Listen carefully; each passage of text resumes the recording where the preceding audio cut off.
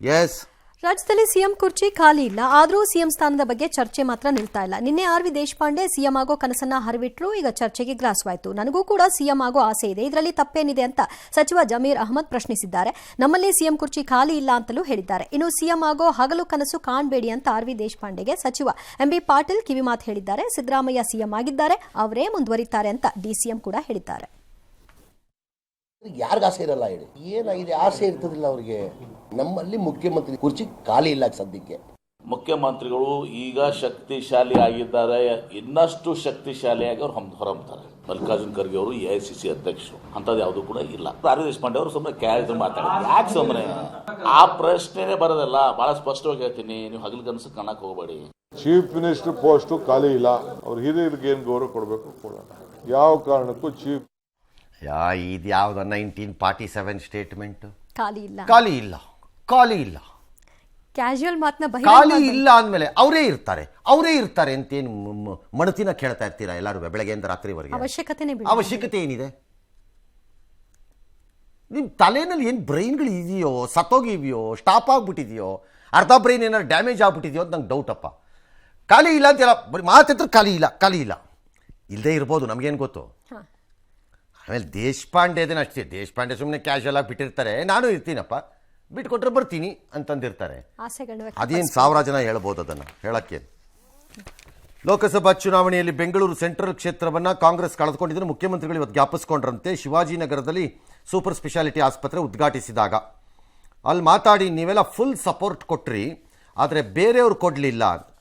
ನೀವೆಲ್ಲ ಅಂದರೆ ಬೇರೆಯವರು ಅಂದರೆ ಜಾತಿ ಲೆಕ್ಕದಲ್ಲಿ ಹೇಳ್ತಾರೆ. ಅಂದರೆ ಏನು? ನೀವೆಲ್ಲ ಅಂದರೆ ಏನು ಮತ್ತು ಬೇರೆಯವರು ಅಂದರೆ ಏನು?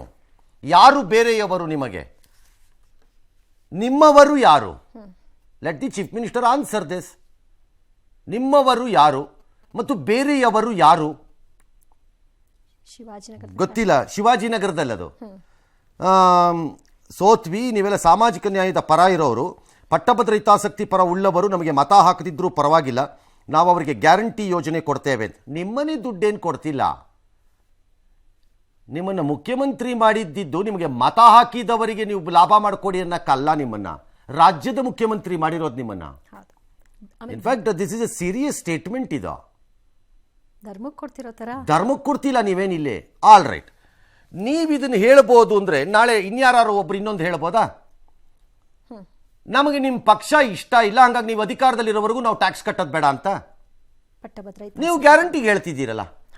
ಅವಾಗ ಇವ್ರು ಹೇಳ್ಬೋದಾ ಧರ್ಮಕ್ಕೆ ನೀವು ನಮಗೇನು ಮಾಡ್ಕೊಡ್ದಿದ್ರು ಪರವಾಗಿಲ್ಲ, ನಾನು ನಮ್ಮ ಟ್ಯಾಕ್ಸನ್ನು ತಿನ್ಕೊಂಡು ಹೋಗಿ ಅಂತ ಹೇಳ್ಬೋದಾ? ಹಂಗೆ ಹೇಳ್ಬೋದ? ಅವಾಗ ನೀವು ಹಿಂಗೆ ಹೇಳ್ಬೋದು ಅಂದ್ರೆ ಹಂಗೂ ಹೇಳ್ಬೋದಲ್ಲ. ಏನಾಗಿದೆ ನಿಮಗೆಲ್ಲ ನಂಗೆ ಅರ್ಥ ಆಗ್ತಿಲ್ಲ. ಯಾರು ನಿಮ್ಮನ್ನೆಲ್ಲ ಗೈಡ್ ಮಾಡ್ತಿದ್ದಾರೋ, ಅದು ಯಾರು ನಿಮ್ಗಳಿಗೆ ಭಾಷಣಗಳನ್ನು ತಯಾರಿ ಮಾಡಿಕೊಡ್ತಿದ್ದಾರೋ, ಅಥವಾ ನೀವುಗಳೇ ಪುಂಖವಾಗಿ ಭಾಷಣ ಬಿಗಿಯಕ್ಕೆ ನಿಂತುಬಿಟ್ಟಿದ್ದೀರೋ ಅರ್ಥ ಆಗ್ತಿಲ್ಲಪ್ಪ ನನಗೇನು. My goodness. ಎಸ್, ನೀವೆಲ್ಲರೂ ಕೂಡ ಪಾರ್ಲಿಮೆಂಟ್ ನಲ್ಲಿ ಸಹಾಯ ಮಾಡಿದ್ರಿ, ಬೇರೆಯವರು ಓಟ್ ಹಾಕ್ಲಿಲ್ಲ, ಅದಕ್ಕೋಸ್ಕರ ಸೋತು ನೀವೆಲ್ಲ ಓಟ್ ಹಾಕಿದ್ರಿ. ಸಾಮಾಜಿಕ ನ್ಯಾಯ ಪರ ಇರ್ತಕ್ಕಂಥ ಕೆಲವರು ಪಟ್ಟಭದ್ರ ಹಿತಾಸಕ್ತಿನಿಂದರೆ ಅವರು ನಮ್ಗೆ ಓಟ್ ಹಾಕಲ್ಲ. ಆ ವರ್ಗಕ್ಕೆ ಸೇರಿದಂತ ಬಡವರನ್ನ ಕಡೆಗಣಿಸಲ್ಲ. ಈ ಬಿಜೆಪಿ ಇರೋದಲ್ಲ, ಇವರಿಗೆ ಬಡವರ ಪರ ಕೆಲಸ ಮಾಡೋದು ಅಂತಂದ್ರೆ ತಡ್ಕೊಳಕ್ಕಾಗಲ್ಲ. ಮಾದೇವಪುರದಲ್ಲಿ ಸ್ವಲ್ಪ ಏನು ನೀ ಎಲ್ಲರೂ ಬಡವರ ಪರಾನೇ, ನೀವು ಒಬ್ಬರೇ ಬಡವರ ಪರ ಅಂತ ಸೀಲ್ ಹೊಡ್ಕೊಂಡು ಬರಬೇಡಿ ಇಲ್ಲಿ. ಸುಮ್ಮನೆ ಯಾರು ಬಡವರ ವಿರೋಧಿಗಳು ಅಂತ ಬರಲ್ಲ, ಯಾರೂ ಬರಲ್ಲ. ಅದಂಗೆ ಬಂದು ಬಿಡ್ತಾರೆ ಬಡವರ ಪರ ಅಂತ ನೀವು ಹೊಡಿತಾ ಇದ್ರೆ ಸೀಲನಿಗೆ ಹೂನ್ಬೇಕು. No, I think chief minister has to clarify. ನೀವು ವೋಟ್ ಹಾಕಿದ್ದೀರಿ, ಬೇರೆಯವರು ಕೊಡಲಿಲ್ಲ ಅಂದರೆ ಯಾರು ಹೇಳಬೇಕು. You are insulting the voter.